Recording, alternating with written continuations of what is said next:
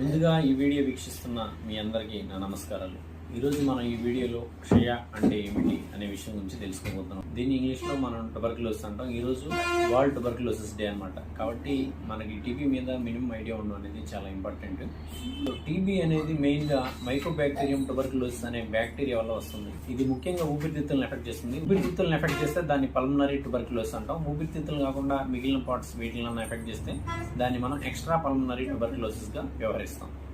ఇది ముఖ్యంగా immune system వీక్గా ఉన్న వాళ్ళని ఎక్కువగా ఎఫెక్ట్ చేస్తుంది. Especially HIV patients, diabetics, chronic kidney disease patients, ఇతర ఆటో ఇమ్యూన్ డిజార్డర్స్ ఉన్న వాళ్ళలో కూడా మనం టీబీని ఎక్కువగా గమనించవచ్చు. ఏ లక్షణాల ద్వారా మనం టీబీ అని నిర్ధారించవచ్చు?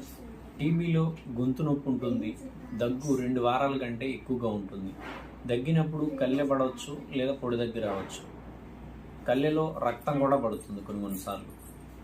అంతేకాకుండా సాయంత్రం పూట జ్వరం ఎక్కువగా ఉండడం, రాత్రులు చెమటలు పోయడం, బరువు తగ్గిపోవడం, ఆకలి బాగా తక్కువగా ఉండడం, గొంతు బొంగురు పోవడం, ఆయాసం, ఛాతీలో నొప్పి ఇలాంటి లక్షణాలు ఉన్నట్లయితే అది టీబీ అయ్యే అవకాశాలు చాలా ఎక్కువగా ఉంటాయి.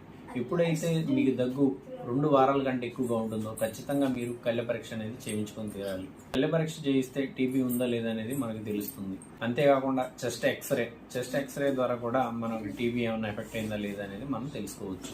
అయితే టీబీ ఒకరి నుంచి ఒకరికి ఎలా సంక్రమిస్తుంది? టీబీ రోగం ఉన్న వ్యక్తి నుంచి రోగం లేని వ్యక్తికి లాలాజల తుంపరల ద్వారా దగ్గినప్పుడు లేదా తుమ్మినప్పుడు స్ప్రెడ్ అవుతుంది. కాబట్టి ఇతరులకు వ్యాప్తి చెందకుండా ఉండాలంటే దగ్గేటప్పుడు తుమ్మేటప్పుడు చేయి అడ్డం పెట్టుకొని తుమ్మడం, దగ్గిన తర్వాత తుమ్మిన తర్వాత చేతులు కడుక్కోవడం వంటివి చేస్తే మనం ఇతరులకి స్ప్రెడ్ అవ్వకుండా కాపాడుకోవచ్చు.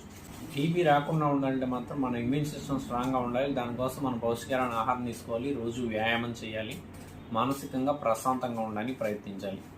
ఎవరికైనా ఈ లక్షణాలు ఉంటే నియర్ బై హాస్పిటల్కి వెళ్ళి చెక్ చేయించుకోండి ఒకసారి. ఓకే, ఈ వీడియోని ఇంతవరకు ఓపికతో వీక్షించినందుకు మీ అందరికీ ధన్యవాదాలు.